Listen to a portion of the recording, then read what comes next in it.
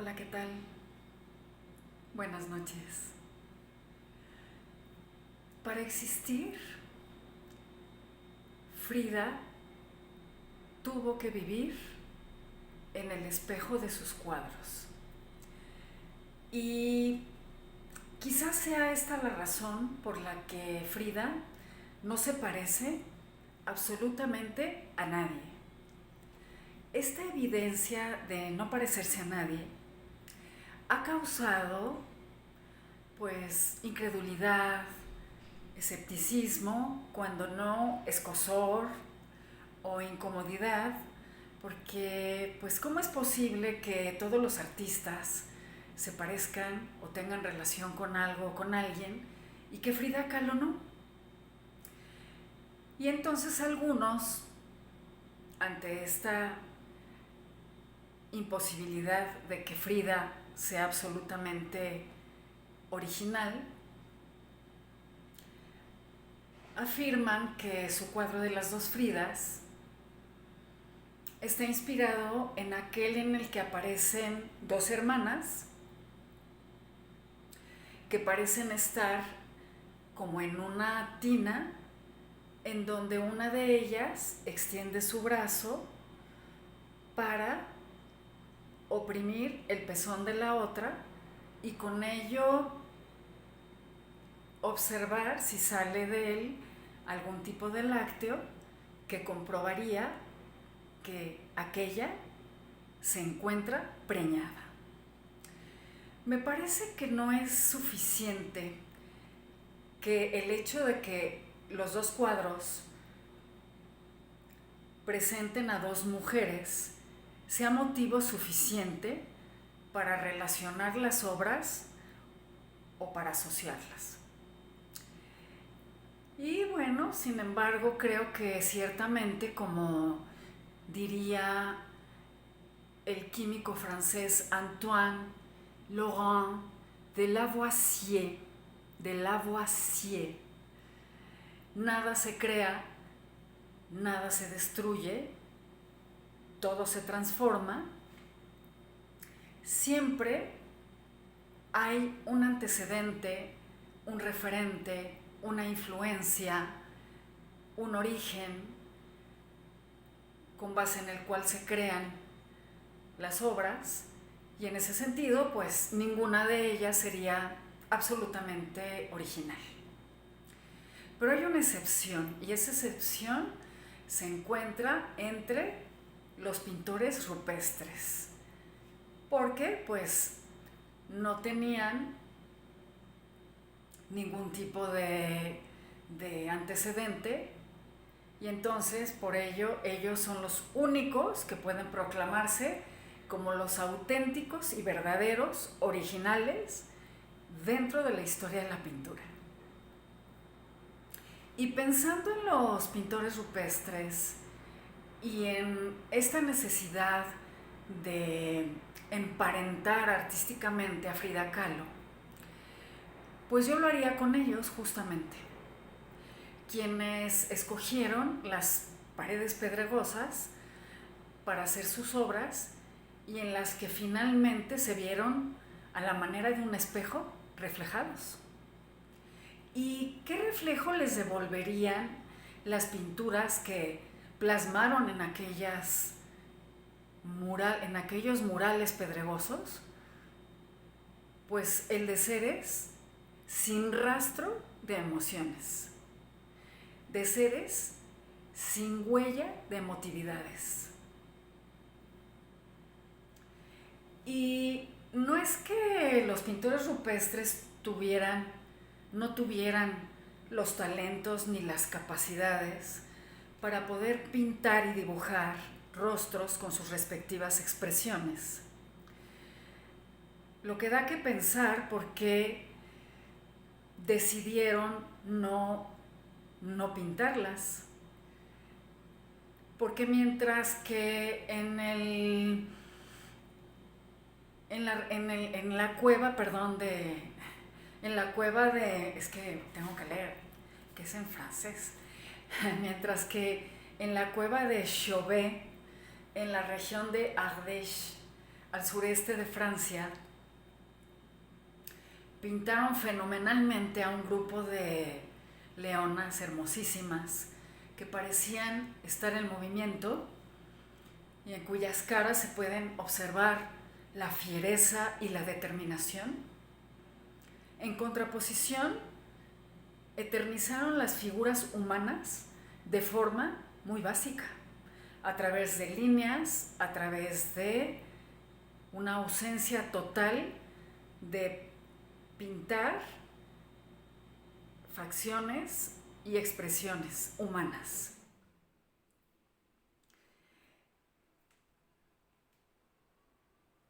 Desde luego que tras de experimentar muy intensamente lo que significa la incertidumbre durante la reciente pandemia que hemos pasado, pues muy probablemente podemos imaginar vívidamente lo que significó aquella incertidumbre desorbitadamente imponente, desorbitadamente opresiva, que campeaba entre aquellos grupos humanos que pensaron que pues más les valía no demostrar emociones a través de sus composiciones en la piedra, emociones como miedo, tristeza, depresión,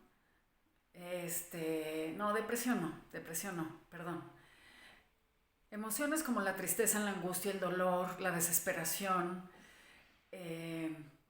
la perplejidad, porque gracias a que no lo hicieron, a que tomaron la decisión de no representarse como muy seguramente en la realidad se sentían, les dio la oportunidad, se dieron la oportunidad de creerse que podrían tener la oportunidad también de sobrevivir.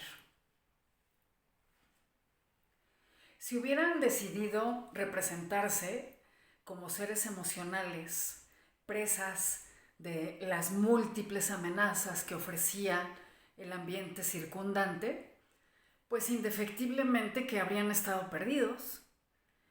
E indefectiblemente también ahí se habría terminado la historia de la humanidad. Entonces, esta muy inteligente decisión de prescindir de transmitir una cara que manifestara emociones con el fin de sobrevivir fue recreada por Frida y por las mismas razones por las que la tomaron los antiguos. Porque Frida no podía permitirse reflejarse en los espejos de sus cuadros como una mujer arrasada, sobrepasada por las emociones, ya que muy probablemente, si ello hubiera sucedido, habría significado la extinción de la pintora mexicana como persona y como artista. Entonces, para sobrevivir, Frida, ¿cómo se pinta? ¿Cómo pinta su cara? ¿En qué actitud? ¿Con qué expresión? Se pinta sin ápice de expresión, sin ápice de reflejar emociones. Se pinta distante, se pinta en una actitud totalmente pensante, en la que refleja que no está ubicada en la parte del hemisferio de las emociones, sino en el hemisferio izquierdo, en el que están los pensamientos. Y entonces, esa imagen que elige de manera calculada puede ser verificada de manera súper fácil a través de observar cualesquiera de sus cuadros, en los que, con independencia de lo que suceda alrededor de su imagen, pues su imagen es idéntica en todos y cada uno de ellos, en donde de ninguna manera se puede percibir ni tristeza, ni soledad, ni angustia, ni desesperación, ni perplejidad. Y esto sucede porque ella, al igual que sus homólogos de la Edad de Piedra, comprendió que lo único que la mantendría con vida era echar mano de la capacidad intelectual de la abstracción, que la defendería de la incertidumbre de todo cuanto pudiera pasar fuera de ella. Entonces, Frida, entendemos que eligió no posar en sus cuadros, ¿verdad? Ni mucho menos, como una pensadora femenina de la escultura de Rodin, del pensador. No, sino que lo que hace es crear como una suerte de timbre, de un timbre que imprimía en todos aquellos cuadros en los que decidía que se iba a eternizar. Entonces, muy probablemente esto lo haría para que se confirmara una y otra vez que la imagen que le convenía tener era esa, tanto para ella misma como para los demás. Y aquí es muy interesante que cuando estuve pensando en esto del sello, de cómo había hecho como una suerte de sello, el hecho de que ella haya determinado una imagen quiere decir que hay una predeterminación en su obra artística, una predeterminación. Y hago énfasis en la predeterminación porque en la creación todo es sorpresa. Y la sorpresa de lo que se va desvelando es en primera instancia para el propio creador. Lo diría muy risueñamente Leonora Carrington cuando comenta que aquellos mundos que ella ve reflejados en sus lienzos no son ni han sido creados por ella, sino que esos mundos la han creado a ella. Entonces, este híbrido que logra Frida de hacer composiciones en las que desde luego hay esa sorpresa, esa desvelación de lo desconocido, hay un elemento predeterminado que es su imagen, es su cara, es su efigie. Entonces, la necesidad de mirarse abstraídos en sus espejos hizo que la abstracción reflejada, tanto en las creaciones de los artistas rupestres como en las de Frida Kahlo, las convirtieran en las imágenes por excelencia de la máxima del racionalismo francés. ¿Qué es? ¿Cuál es la máxima del racionalismo francés? Pienso, luego existo. Y que a su aire Frida, junto a los pintores rupestres, podría recitar en conjunto: si pienso, luego podría existir. Y lograron existir. Y qué fuerte, aún existen. Esta fortísima orientación hacia esta capacidad intelectual de la abstracción acompañaría a Frida en lo personal y en lo artístico durante toda su existencia, lo cual se pudo ver reflejado en que fue una continuadora y una propulsora de la multiculturalidad en México, lo cual fue muy insólito, dado que Frida estaba imbuida en un contexto cultural prominentemente indigenista. De ello vamos a hablar en el próximo capítulo de Frida, la serie.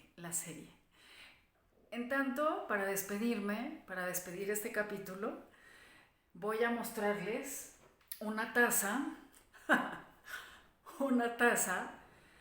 en la que están motivos de los pintores rupestres y en la que podemos observar cómo pintaban la figura humana, cómo la pintaron sin rostro y por ende sin expresión. Muchísimas gracias por haberme escuchado. Nos vemos en el próximo. Chao.